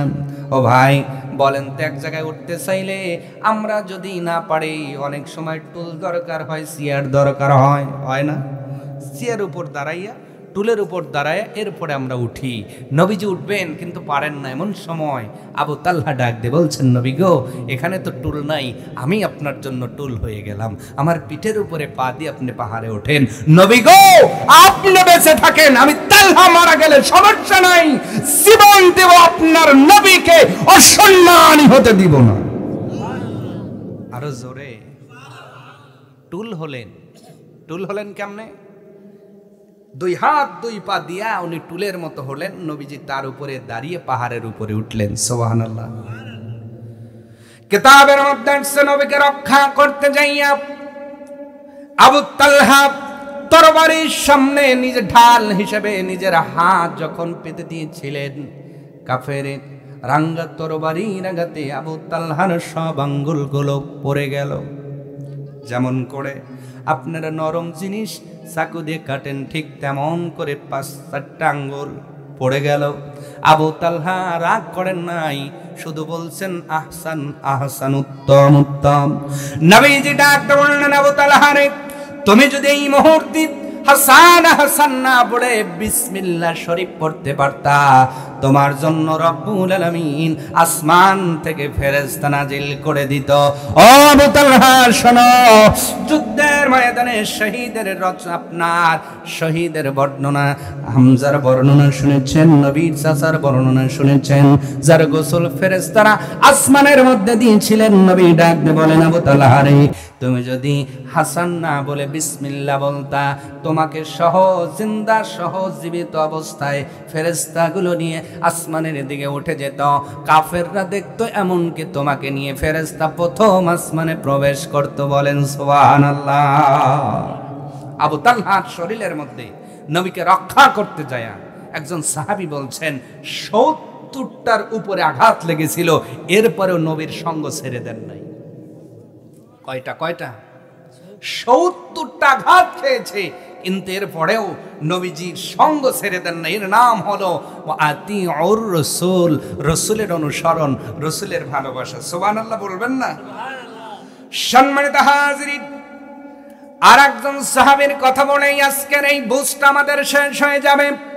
সাহাবীটার নাম হলো হযরত আবু দুজানা রাদিয়াল্লাহু তাআলা আন।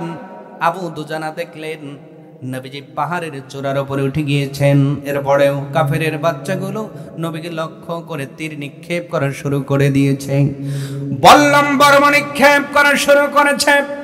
আবু দুজানা রাদিয়াল্লাহু তাআলা আর উনি ঠিক থাকতে পারেন নাই, নবীজির কাছে চলে গেলেন। যাওয়ার পরে চিন্তা করলেন, বুক পেতে দেব না, না না, বুক পেতে দিলে নিজের পিঠ তো নবীজির দিকে থাকবে, নবীজি তো খুশি হয়ে যেতে পারেন। এই জন্য উনি ঘুরে দাঁড়ালেন, নিজের পিঠটা তীরের দিকে দিলেন, বল্লমের দিকে দিলেন, আর নবীজির দিকে ওনার মুখটা দিয়ে দিলেন। মুস্কি করে হেসে নবীর সঙ্গে কথা বললেন। কথা বলতেছেন, মুহূর্তের ভিতরে ও পৃথিবীর মানুষ, দেখবেন খয়সালা দেখেছেন কিনা জানি না, ঝাঁঝর দেখেছেন কিনা জানি না, বৃষ্টির মতো যখন কাফেরদের তীরগুলো নবীকে লক্ষ্য করে আসতেছিল, আবু দুজানা নবীজির দিকে মুখ করে মুস্কি করে হাসতেছেন। হাসা অবস্থায় অসংখ্য তীর তার পিঠের মধ্যে নিক্ষেপিত হয়ে গেল, বিদ্ধ হয়ে গেল, বল্লমগুলো শরীরের এদিক থেকে ওদিক বের হয়ে গেল। এরপরেও আবু দুজানার মুখ থেকে কখনো কান্না বের হয় নাই, মুস্কি করে হাসতে হাসতে দুনিয়ার জমিন থেকে বিদায় নিলেন। নবী ডাকতে বলছেন, পৃথিবীর উম্মত তোমরা শোনো, ওয়া আতিউর রাসূল, রাসূলের অনুসরণ করে বলে দেখো দেখো দেখো, আমি নবী শুধু বলেছিলাম আজকে আমাকে যারা রক্ষা করবা নবী, আমি নবী বললাম জান্নাতের ভিতরে তাদের আমার প্রতিবেশী আল্লাহ বানায় দেবেন। একটা বক্তব্যের কারণে আমার তো জানা আমার দিকে মুখ করে হাসি মুখে অসংখ্য তীর আর বললাম তার শরীরের মধ্যে বিদ্ধ করালো, জাজরের মতো খয়সালার মতো এফর ওফর হয়ে গেল। তার ছিদ্রর উপরে ছিদ্র হয়ে দুনিয়ার জমিন থেকে বিদায় নিয়ে আবু দুজানা প্রমাণ করে দিল, পৃথিবীর মানুষ শোনো, দুনিয়ার জমিনে ওয়া আতিউর রাসূলা বলতে যেটা বোঝায় নবীর কথা মানতে গিয়ে মাঝে মধ্যে নিজের জীবন চলে যাবে, কিন্তু কখনো নবীর কথা মান্য করা যাবে? জোরে বলেন যাবে? নবীর কথা মান্য করা যাবে না। এই জন্য আল্লাহর রহম পাইতে তিনটা শর্ত আল্লাহ কোরআনুল কারীমের সূরা নূরের 56 নম্বর আয়াতের মধ্যে বলেছেন। 1 নাম্বার নামাজ কায়েম করো, 2 নাম্বার যাকাত প্রদান করো, আর 3 নাম্বার রাসূলের অনুসরণ করো। আল্লাহ পাক ডাকতে বলেন এই তিনটা কাজ যদি তোমরা করতে পারো লাআল্লাকুম তুরহামুন।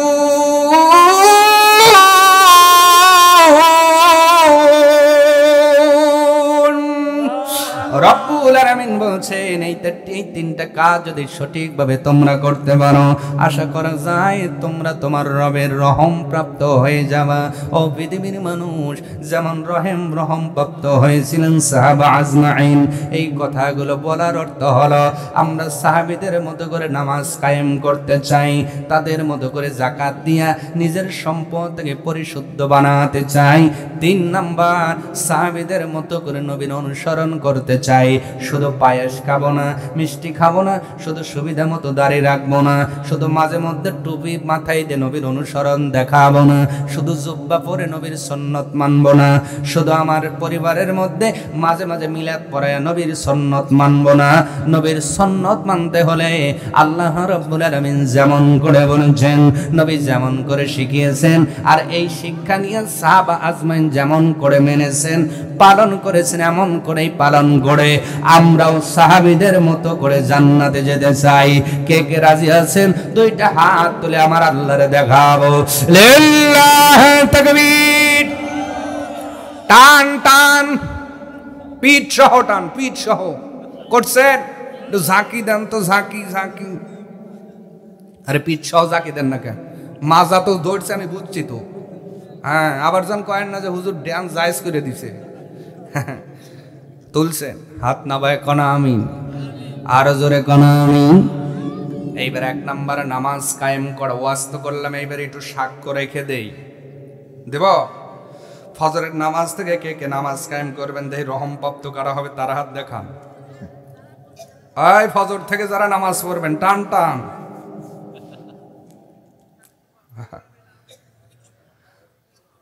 হাত না পান, মুসল্লি কিন্তু বেড়ে গেছে, হুজুর মসজিদ ভরে যাবে ইনশাআল্লাহ। আসলে হুজুর ও কারণে তুলি দেই, ফজর বলতে তুলছি, মাঝে মাঝে কোনোদিন যদি দাওয়াত খাওয়া লাগে, মানে এমনও কিছু এলাকা আছে ফজরের পরে খাইবে দেয়, ওখানে উপায় নাই তো পড়া লাগবে। কথা কয় না, সব ফজর পড়বে এরকম অদা কি সবাই দিছে না? আপনারাও আবার চালাক আছেন, হুজুর ফজর পড়া লাগবে মানে বছরে 2-4 দিন পড়বানে, সমস্যা নাই, সব দিন পড়বো, এই বক্তব্য বা এই অদা দিয়েছেন কি আপনারা? প্রতিদিন পড়বেন ফজর থেকে ঈশা, আপাতত 5 ওয়াক্ত নামাজ আমরা পড়বো, আদায় করব, কায়েম করব। কায়েম মানে কমা, দাঁড় করিয়ে দেওয়া। এই নামাজ আপনি সমাজে দাঁড় করান, আল্লাহর কসম যদি সঠিক নামাজি বাড়ে সমাজ এমনি ভালো হয়ে যাবে, অন্যায়কারী থাকবে। কিন্তু আজকে নামাজও পড়ে, সুদও খায়, ঘুষও খায়, মিথ্যা কথা বলে, তার মানে আপনার নামাজ নবীজির নামাজের সঙ্গে কোনো মিল নাই। 2 নাম্বার যাকাত দিয়েছেন সবাই? যাদের সম্পদ আছে, যাকাত দেওয়ার নিসাব আছে, যাকাত দিছেন তো? দিছেন? ওই সম্পদ খায় আপনাকে বলছি, ভালো করে বোঝেন, কষ্ট পায়েন না প্রিয় ভাইয়েরা, বাবাজিরা। এই যাকাতবিহীন অর্থ টাকা খেয়ে যদি আল্লাহর ঘরের মধ্যেও কিয়ামত পর্যন্ত আল্লাহ হায়াত দেয়, আপনি যদি নামাজ পড়েন আর আপনার রিজিক যদি হালাল না থাকে, আল্লাহর কসম আল্লাহর ঘরের মধ্যে নামাজ পড়লেও কবুল হবে না। যেই নামাজের নামাজ আল্লাহর ঘরের মধ্যে পড়লে কবুল হয় না, এই চরভাটদারা পশ্চিম পাড়া আল নূর জামে মসজিদে পড়লে কি কবুল হওয়ার সম্ভাবনা আছে? কথা কয় না। তাকে সম্পদ পবিত্র করেন, যাকাত দেন, হককারীর হক বুঝিয়ে দেন। আপনি যাকে পাওনাদার আছে পাওনাদারকে দিয়ে দেন, পাওনা রাখা যাবে না।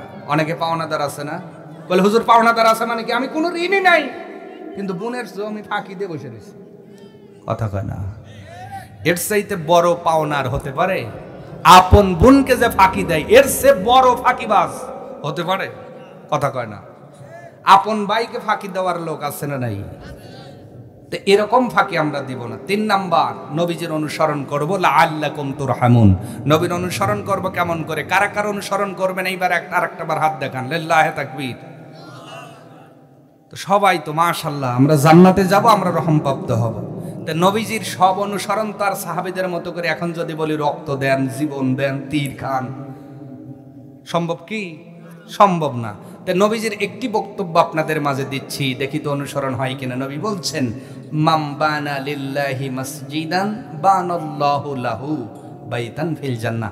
নবী বলছেন, উম্মত রে, যদি দুনিয়ার মধ্যে তুমি একটা মসজিদ বানাও অথবা তার কাজে সহযোগিতা করো, সাধ্য অনুযায়ী দান করো, আল্লাহ পাক জান্নাতের মধ্যে তোমাকে একটি বালাখানা নির্মাণ করে দিবেন। আরো আসতে বলেন। বালাখানা আপনার বিল্ডিং এর চেয়ে খারাপ হইব তো, এই জন্য সুবহানাল্লাহ আসতে হইছে। এই নবীর বক্তব্য শোনার পরে এই মসজিদে কিছু দান করার দরকার আছে না নাই? জোরে বলেন, আছে না নাই? আপনার ঘর ধ্বংস হবে, কিন্তু কিয়ামতের দিন মসজিদ ধ্বংস হবে।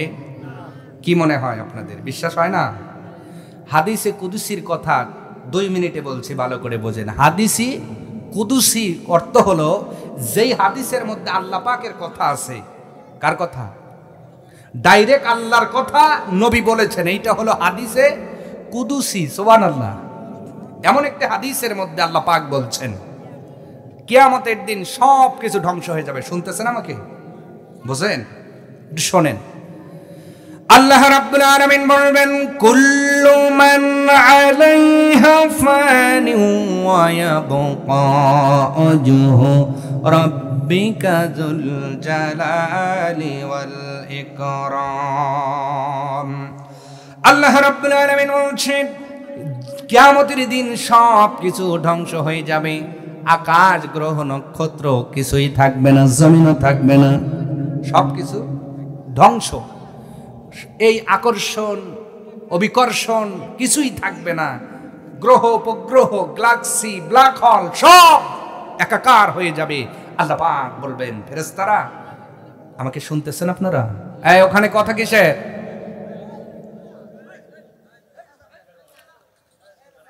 না, এই সময় ডিস্টার্ব হবে, চলবে? আর তারপরে বলতেছে হাদিসে কুদুসির কথা। হাদিসে কুদুসির কথা খুব লক্ষ্য করেন। এদিকে আসো, বসো বসো। আর যদি খেলতে হয় একটু দূরে যাও, ডিস্টার্ব করো না সোনারা। তাহলে কি যেন বলছি? আল্লাহ পাক সব কিছু ধ্বংস। কুল্লু মান আলাইহা ফান, সূরা রহমানে আছে। আল্লাহ পাক এবার বলবে, ফেরেশতারা, কিছু কি বেঁচে আছে? আল্লাহ জানে না? কথা কয় না? এরপরেও এই খেলাটা আল্লাহ খেলবেন, আমার কথা নয়, হাদিসে কুদুসির কথা। যারা আজকে মসজিদ বানান, মসজিদের জন্য পাগল পাড়া হন, ফজর পড়ে সেই মনটা ভালো লাগে না, কখন জহর হবে আবার যাব, জহর পড়ে এই মনটা মানে না, আবার আসর হবে কখন আমি যাব। এটাই হলো অন্তর লাগানোর মানে, হলো এইটাই যে তারা মসজিদে যাইতে ভালো থাকে, ভালো লাগে, ভালো লাগে, ভালো লাগে, বারে বারে যাইতে ভালো লাগে। এদের অন্তরটা মসজিদের সাথে লাগানো। সুবহানাল্লাহ। সম্মানিত হাজিরিন, আল্লাহ জানার পরেও বলবেন, ফেরেশতারা বলো তো কিছু বেঁচে আছে কিনা? ফেরেশতারা দেখবে আসমান নাই, জমিন নাই, কিছু নাই, বিল্ডিং নাই, আকর্ষণ, মহাকর্ষণ, অবিকর্ষণ কিছু নাই, গ্যালাক্সি, ব্ল্যাক হোল, গ্রহ, উপগ্রহ কিছুই নাই, চন্দ্র তারা কিছুই নাই। কিন্তু ফেরেশতারা লক্ষ্য করে দেখবে মহাশূন্যের ভিতরে সাদা মেঘের মতো কারা যেন ভেসে আছে। ফেরেশতাগুলো ডাকতে বলবে, আল্লাহ তাআলা, সাদা মেঘের মতো কি যেন ভেসে ভেসে আছে। আল্লাহ পাক জানার পরেও বলবেন, ফেরেশতারা যাও জিজ্ঞাসা করো এরা কারা। আল্লাহ পাক জানেন, এরপরেও বলবেন, ফেরেশতারা এসে জিজ্ঞাসা করবে, মান আনতুম, তোমরা কারা। এবার সাদা মেঘমালার ভিতর থেকে আওয়াজ হবে, নাহনু মাসাজিদাল্লাহ, আমরা আর কেউ নয়, আমরা হলাম দুনিয়া আল্লাহর ঘর, মসজিদ। সুবহানাল্লাহ। আস্তে কোন, আরো জোরে। ওই দিন আপনাদের এই চর ভাটপাড়া পশ্চিম পাড়ার নূর জামে মসজিদও থাকবে। মসজিদ কি কথা বলতে পারে? কথা বলে না, কিন্তু কে চাইলে পারে? কথা কয় না। যখন ফেরেশতাগুলো জিজ্ঞেস করবে, মান আনতুম, তোমরা কারা, জিজ্ঞেস করলে উত্তর দেওয়া লাগে না। ওই দিন মসজিদ করে ডাক দিবে, ও মালিক, নবীজির হাতের মধ্যে পাথর কথা বলেছিল, আবু জেহেলের প্রমাণ চেয়েছিল, এই জন্য বলেছিল। তুমি চাইলে পাথর কথা বলতে পারে? আল্লাহ আজকে একটু জবান দাও, তোমার ফেরেশতাদের সাথে কথা বলবো। আল্লাহ পাক ওই দিন তাদের আবদার পূরণ করে এই ইটের তৈরি, পাথরের তৈরি, এই সিমেন্টের তৈরি মসজিদের জবান খুলে দিবেন। ওই দিন মসজিদগুলো কণ্ঠ নাড়িয়ে নাড়িয়ে বলবে, নাহনু মাসাজিদাল্লাহ। ফেরেশতারা, তোমরা যেই আল্লাহর ফেরেশতা, সেই আল্লাহর ঘর মসজিদ আমরা দুনিয়ার জমিন থেকে এসেছি। ফেরেশতাগুলো ডাক দিয়ে বলবে, তোমাদের পরিচয়গুলো জানলাম, বুঝলাম, কিন্তু আল্লাহ তো বলেছেন কুল্লু মান আলাইহা ফান, সব কিছু ধ্বংস হয়ে যাও, তোমরা কেন ধ্বংস হও না? মসজিদগুলো ডাক দিয়ে বলবে, ও আল্লাহর ফেরেশতা, তোমরা আল্লাহর কাছে একটা প্রস্তাব তুলে ধরো। যত সময় পর্যন্ত দুনিয়ার জমিনে এমন কোনো মানুষ ছিল যারা আমাদের নির্মাণ করেছে, আমাদের জন্য টেনশনে তাদের রাতের ঘুম হয় নাই, কখন নির্মাণ করবে, কখন আমাদের মধ্যে গাঁথনি লাগাবে, আমাদের মধ্যে যাওয়ার জন্য যাদের ঘুম হয় নাই, কখন নামাজের আজান হবে, আবার আল্লাহর ঘর মসজিদে সেজদা দিয়ে নিজের মনটাকে শান্ত করব। আমাদের যারা বানাইলো, আমাদের যারা আবাদ করলো, আমাদের যারা পরিচর্যা করলো, আমাদের ধুলাবালি যারা ঝাড়ু দিল, আমাদের যারা পরিষ্কার করলো, আর দুনিয়ার জমিনে আমি মসজিদ আমাদের মধ্যে যাদের অন্তরগুলোকে লাগিয়ে রাখলো, দিনের মধ্যে 5 বার করে সে দেখভাল করেছে, ও ফেরেশতারা, আল্লাহর কাছে প্রস্তাব তুলে ধরো।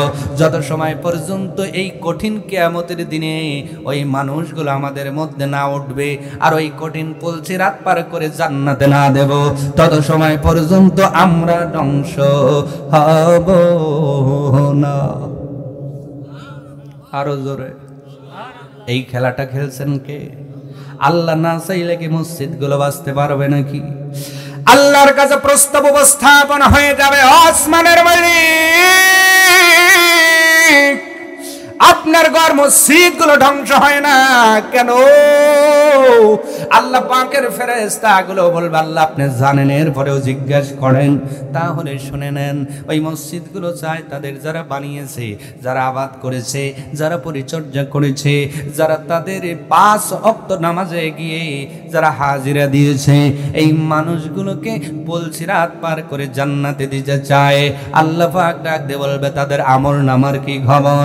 ফেরেশতারা বলবে, কিছু কিছু মানুষের আমলে কিছু গুনাহ আছে, আল্লাহ আপনি তো মাফ করেন, কিছু কিছু মানুষের আমলে সওয়াব আছে। রব্বুল আলামিন ডাক দিয়ে বলবে, ও ফেরেশতারা, লাআল্লাকুম তুরহামুন।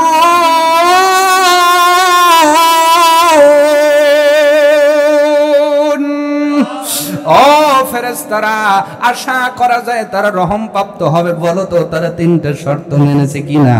তারা বলবে, আল্লাহ, তারা কিছু নামাজ কায়েম করেছে, যাকাত দিয়েছে, আর নবীজির অনুসরণের চেষ্টা করেছে।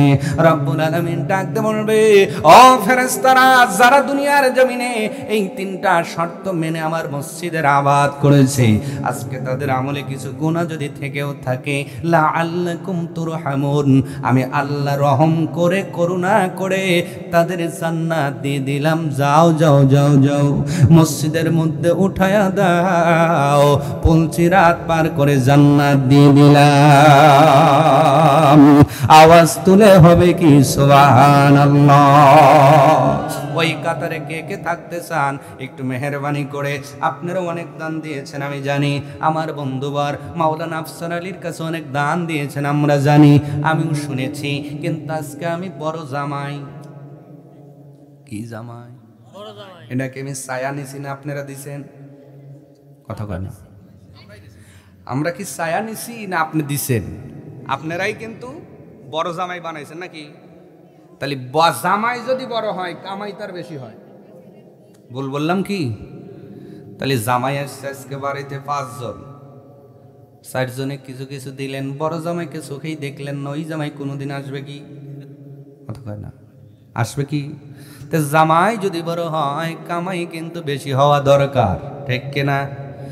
এইবার একটা মানুষ উঠবেন না, আমরা মসজিদের পক্ষে না বিপক্ষে? যদি এই মুহূর্তে কেউ ওঠে, মনে করবেন হে বিপক্ষে, কারণ এইটাই বোঝায় যে হুজুর আমি আর এর পক্ষে টক্ষে নাই, আমি চলে গেলাম। না, আপনারা পক্ষে না বিপক্ষে? আমরা অল্প সময়ের মধ্যে আখিরি মোনাজাত দেব। আমাদের কেউ না কেউ আপনজন কবরে আছে না নেই? মোনাজাতের দরকার আছে না? দোয়ার দরকার আছে না? আমরা তাদের রুহানি হালাতে কিছু শান্তি দিয়ে যেতে চাই, কারণ আগামী দিন আমি মারা যাব, আমি কবরে যাব, আর সুযোগ থাকবে না এই মাহফিলে আসার। আমার জন্য আমার আপনজনগুলো এখানে মোনাজাত করে যাবে, ঠিক কিনা?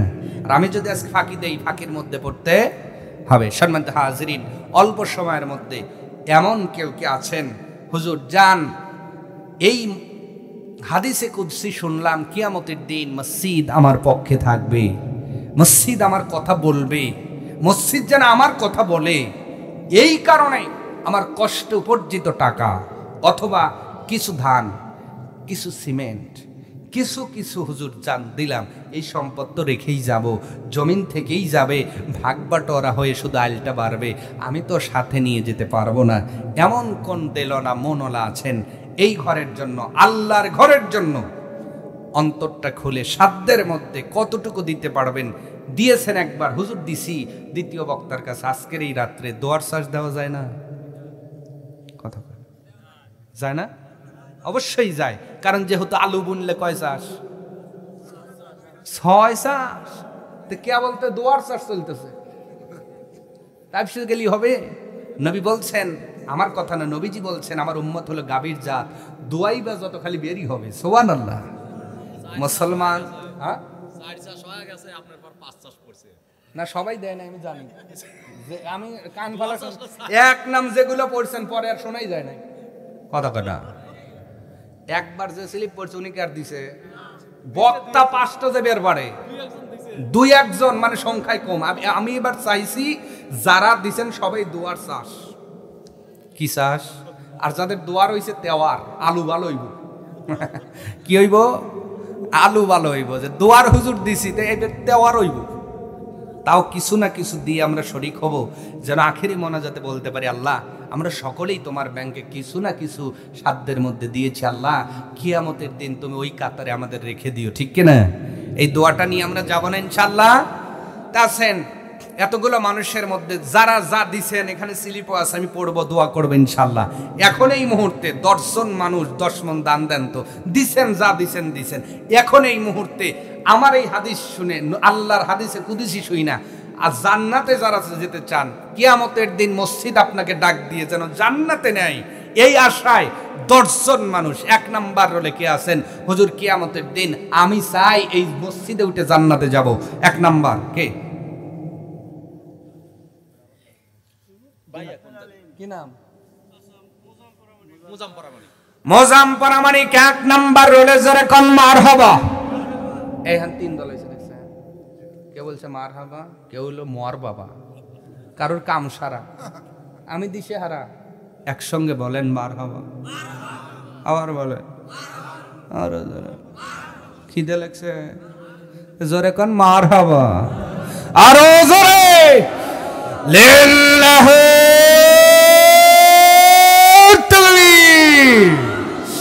1 নাম্বার রোল পেয়ে গেলাম। 2 নাম্বার রোল আশারায় মুবাশশারার নামেও দোয়া করব মসজিদের যেন আপনাদের নাম উঠে যায়। 2 নাম্বার রোলে কোন দানবীর আছেন, হুজুর আজকে এই রাত্রে 1 মণ ধান আমি দিয়ে দিলাম, ধানের মালিক আপনি নাকি?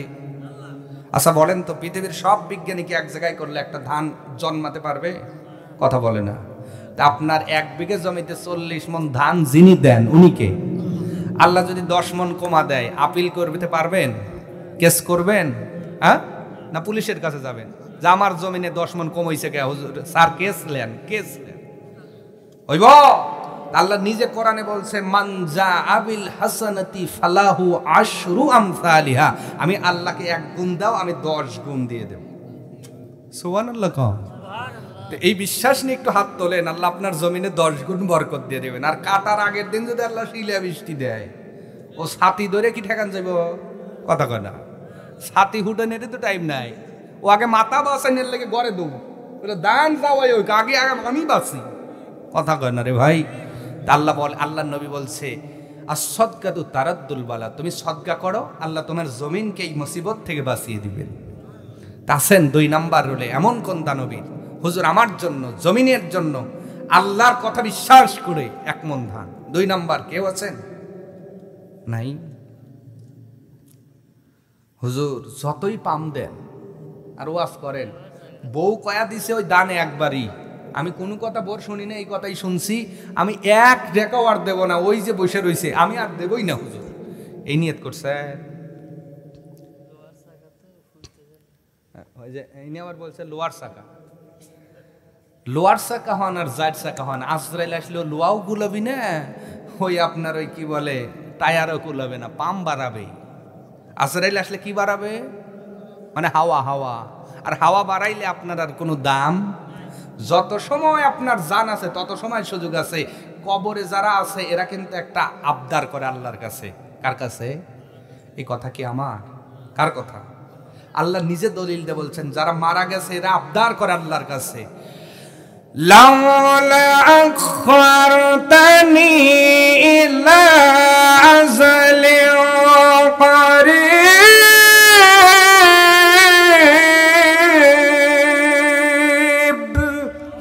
আল্লাহ গো একটু সুযোগ দাও, আমি ফিরে যাব।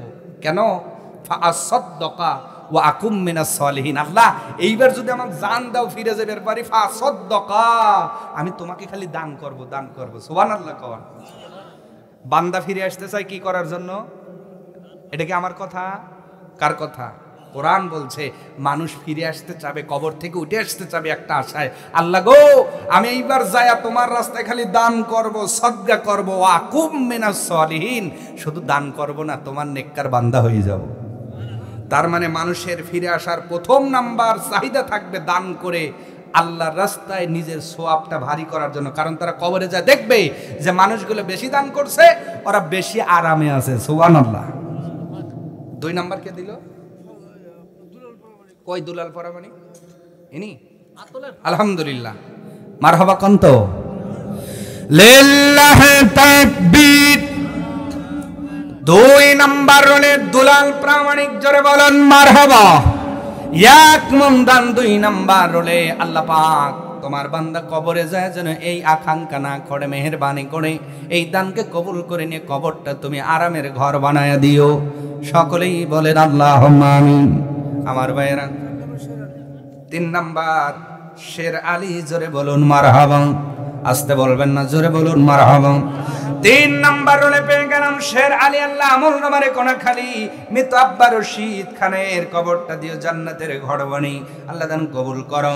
সকলেই বলুন আল্লাহুম্মা আমিন। 4 নাম্বার হলে এমন কোন দানবীর আছেন, মেহেরবানি করে হাতটা দেখায় দিবেন, আমি মন খুলে দোয়াটা করতাম। প্রিয় ভাইরা আছেন নাকি দেখেন, আমি স্লিপগুলো পড়তেছি তাড়াতাড়ি। মোহাম্মদ বাবু ফকির, প্রথমে তো সুলতান ফকির, সরবট বেড়া 1 বস্তা সিমেন্ট মাটি, দেল করো খাটি, আব্বা সুলতান ফকিরের কবরটা বানাও জান্নাতের ঘর বাড়ি। মোহাম্মদ জাহাঙ্গীর হোসেন, প্রথমে তো মুকসেদ সরকার, সরবট বেড়া নগদে 500 টাকা দান করলো। আল্লাহ দান কবুল করো, জীবনের গুনাহ মাফ করো, আমল বৃদ্ধি করো, সগী করো, গনি করো, ধনী করো। মোহাম্মদ আব্দুল হামিদ, প্রথমে তো আমির হোসেন, সরবট বেড়া নাদা মন্ধান। আছে নাকি আব্দুল হাকিম? আব্দুল হাকিম আছে? আপনি এক করা যায়, কষ্ট হয়, করা যায়। মারহাবা কোন আরো জোরে, জোর হলো না, আর জোরছে বলো লিল্লাহ তাকবীর। দানবীর আব্দুল হাকিম, জোরে বলুন মারহাবা। 4 নাম্বার রোল হইল না, 5 হইল? 5 নাম্বার, জোরে কোন মারহাবা। আল্লাহ দান কবুল করো। তোমারই গোলাম হাকিম হলো তুমি, আব্দুল মানে দাস, তোমার দাস, তোমার গোলাম, তোমার বান্দা করলো কি ধান্দা, আল্লাহ কিয়ামতের দিন ধরে জান্নাতের ঝান্ডা। সকলেই বলুন আল্লাহুম্মা আমিন। আলহাজ ইসাক প্রামাণিক, প্রথমে তো রহিমউদ্দিন প্রামাণিক, সরবট বার 100 টাকা নগদে। ইসাক সাহেব আছেন? আলহাজ চলে গেছে, জানে হুজুর বালানা বেশি। ওই যে আপনারা মাঝে মাঝে তো এলাকায় দাওয়াত দেন, বলে ওয়াজ যতক্ষণ করে কিছু শোনা যায়, এই ছেলেটা আদায় ধরবে, খালি দরে, এই জন্য দিয়েই দৌড়, নাকি ভয় পাইছেন আপনারা? এই যে একটু জোর জার করে নিচ্ছি অথবা ছায়াটায় নিচ্ছি, হ্যাঁ হ্যাঁ নিব, এই সোয়াবটা আপনার আমল হচ্ছে না? একটা সোয়াবের কারণে মানুষ কতটা দিশে হারাবে এটা আমি বলছি না, আল্লাহর কোরআন বলছি, ইয়াউমা ইয়াফিরুল মারউ মিন আখিহি, কিয়ামতের দিন সর্বপ্রথম একটা সোয়াবের জন্য ভাইয়ের কাছে যাবে, আল্লাহ পাক ওই দিন ছেড়ে দিবে, যাও বান্দা একটা সওয়াব নিয়ে আসো, দেখি তোমার কয়জন আপন আছে, যাও। মানুষ চলে যাবে, ওই দিক কথা বলার সময় নাই ভাইয়েরা। একটা সওয়াবের কারণে মানুষ কত অসহায়। আর আপনি যদি আজকে 1 মণ ধান দিয়ে যান, আল্লাহর ঘোষণা অনুযায়ী আশরু আমসালিহা, আমি প্রত্যেক দানার বিনিময়ে 10 গুণ দেব। ঘোষণাটা কার? কার ঘোষণা? এই 20 বছর, 30 বছর, 50 বছরের জীবনের খুব দাম ভাই। এই জীবনের এতটাই দাম, এই জীবনের উপর বেসেস করে 2টা হিসাব, নাই জান্নাতি নাই জাহান্নামী। এই জীবনের খুব দাম, এই সময়ের খুবই দাম। কিন্তু কবরে একটা মানুষ থাকবে 40,000 বছর, কিন্তু ওখানে নামাজ পড়ার কোনো সুযোগ, কথা বলে না, সুযোগ